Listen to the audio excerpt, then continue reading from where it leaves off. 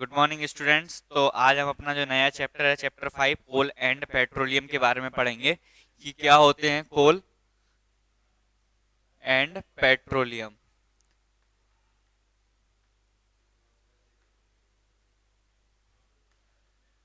कोल और पेट्रोलियम के बारे में हमें क्या क्या इन्फॉर्मेशन मिलती है वो आज इस चैप्टर से मिलेगी।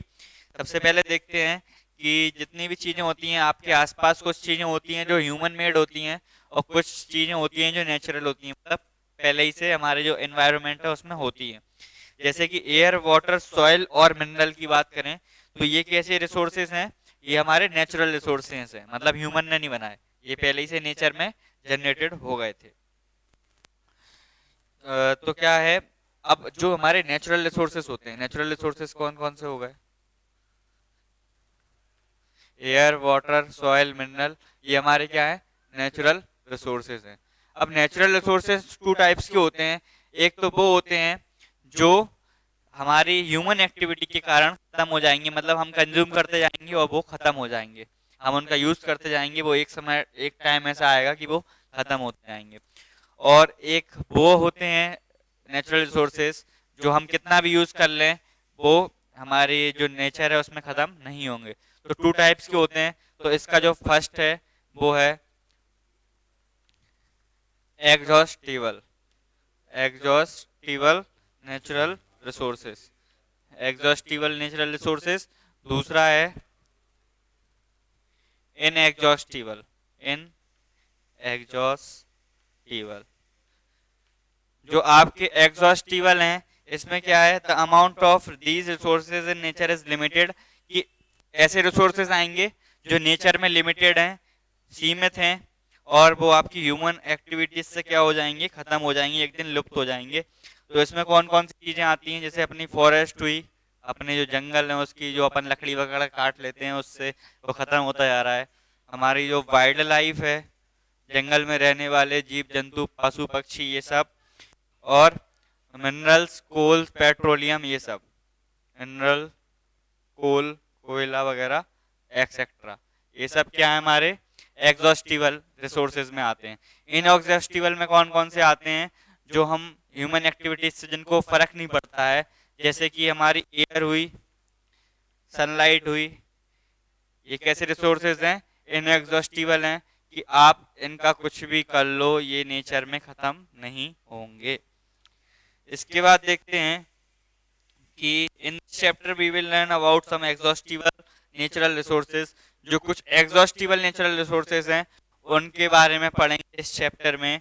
और जो natural resources, exhaustible natural resources हैं, वो कहाँ से बनते हैं? वो बनते हैं these were formed from the dead remains of living organism. ये कहाँ से बनते हैं? कि जो डेड रिमेन्स होते हैं, डेड रिमेन्स मतलब जो हमारे ऑर्गेनिज्म होते हैं, पेड़ पौधे, पशु पक्षी, उनके मरने के बाद उनकी जो बची हुई बॉडी होती है, उनकी वो डेड बॉडी होती है, उनके रिमेन्स, उनके बाकी का जो हिस्सा होता है उसको बोलते हैं हम फॉसिल। उस फॉसिल से जो चीजें बनती हैं, जो भी हमारे रिसोर्सेज बनते हैं एग्जॉस्टिबल रिसोर्सेज, उनको बोलते हैं फॉसिल फ्यूल्स। तो हमें फॉसिल फ्यूल्स के, कुछ फॉसिल फ्यूल्स के बारे में पढ़ना है, ठीक है, इस चैप्टर में। तो सबसे पहले हम पढ़ेंगे हमारा जो फॉसिल फ्यूल्स है, एग्जॉस्टिबल नेचुरल रिसोर्स है कोल, कोल के बारे में पढ़ेंगे। कोल क्या होता है? Coal, it is a hard as stone and is black in colour. आपने कोयला देखा है, हार्ड रहता है पत्थर जैसा, और कलर कैसा रहता है? ब्लैक रहता है। Coal is one of the fuels use to cook food, ये हमारे भोजन पकाने में भी यूज होता है। और अर्लियर, मतलब पहले के समय में क्या होता था, जो हमारा कोयला होता था वो ट्रेन चलाने में यूज होता था। क्यों होता था? क्योंकि जो कोयले को जला के क्या निकलता है, स्टीम निकलता है, और स्टीम से जो हमारा क्या होता था, स्टीम इंजन चलता था। उस टाइम ट्रेन में जो इंजन रहता था वो स्टीम इंजन था। कोयले का यूज होता है थर्मल पावर प्लांट में, जिससे क्या होती है, इलेक्ट्रिसिटी प्रोड्यूस होती है। Coal is also used as fuel in various industries, के बहुत सारी इंडस्ट्री में जो कोल है उसका यूज होता है। अब पढ़ेंगे कि जो हमारा कोल है, स्टोरी पढ़ेंगे इसके बारे में कि जो हमारा कोल है वो आया कहाँ से है। तो लगभग 300 मिलियन ईयर्स अगो की बात है, 300 मिलियन पहले की बात है। जो हमारे डेंस फॉरेस्ट होते थे, मतलब जो वेटलैंड एरिया में होते थे, मतलब घने जंगल जो कि बहुत नीचे होते थे, हमारी धरती में बहुत नीचे होते थे, जहाँ पे पानी वगैरह भरा रहता था, वेटलैंड एरियाज। तो क्या हुआ, तब से क्या हुआ कि जो नेचुरल प्रोसेसेस होती हैं कुछ, जैसे कि आपकी बाढ़, भूकंप, तो जैसे फ्लड की बात करते हैं, फ्लड मतलब बाढ़, तो उससे क्या हुआ, पानी आया बहुत सारा, लेकिन जो बाढ़ में जो पानी आता है वो अपने साथ क्या लाता है, मिट्टी भी बहुत सारी लाता है।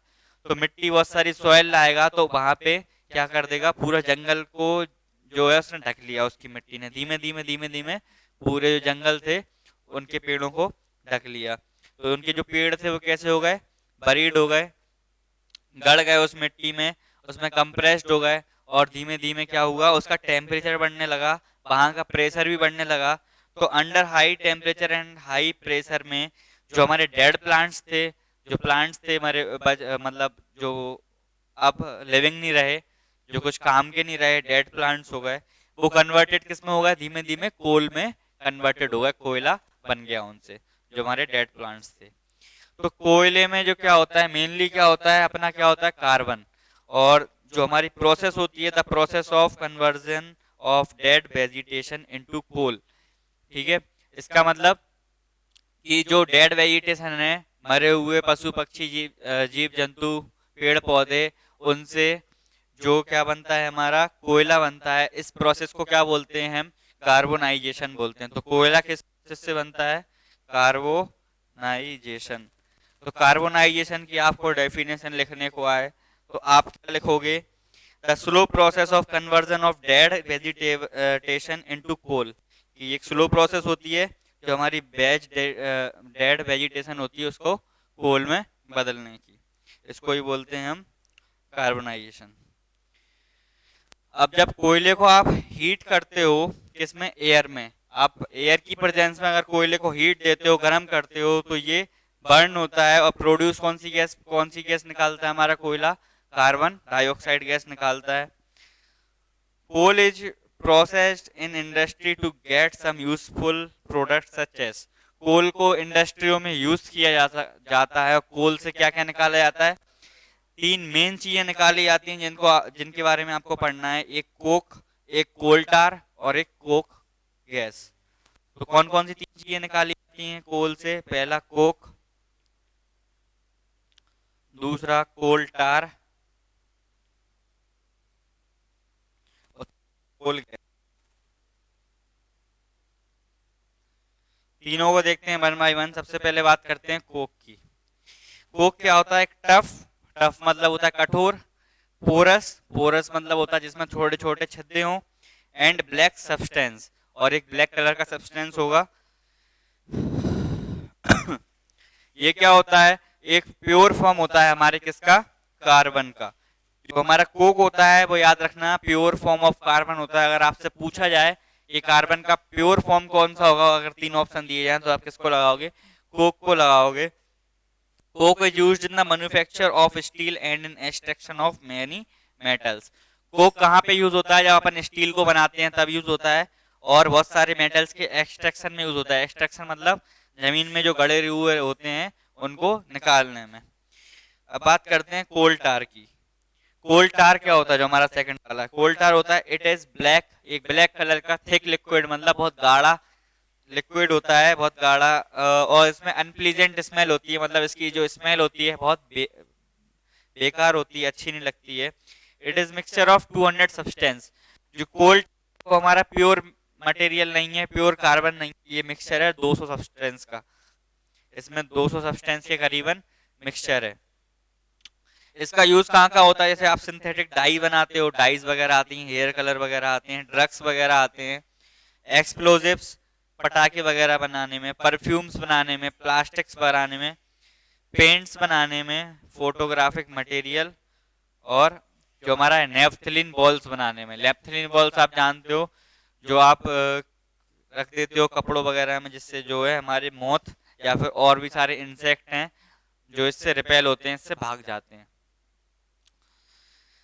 आजकल, पहले क्या होता था, जो कोल ठार था इससे हम सड़कें बनाते थे अपनी, लेकिन आजकल क्या हो रहा है, एक पेट्रोलियम का प्रोडक्ट है बिट्यूमेन। बिट्यूमेन एक आपका जो पेज नंबर 58 पे एक येलो कलर का हाईलाइटेड बॉक्स है, उसमें दिया हुआ है कि बिटुमेन एक पेट्रोलियम प्रोडक्ट है जिसका आजकल हम यूज करते हैं हमारी रोड्स वगैरह बनाने में। पहले हम कोल टार का करते थे।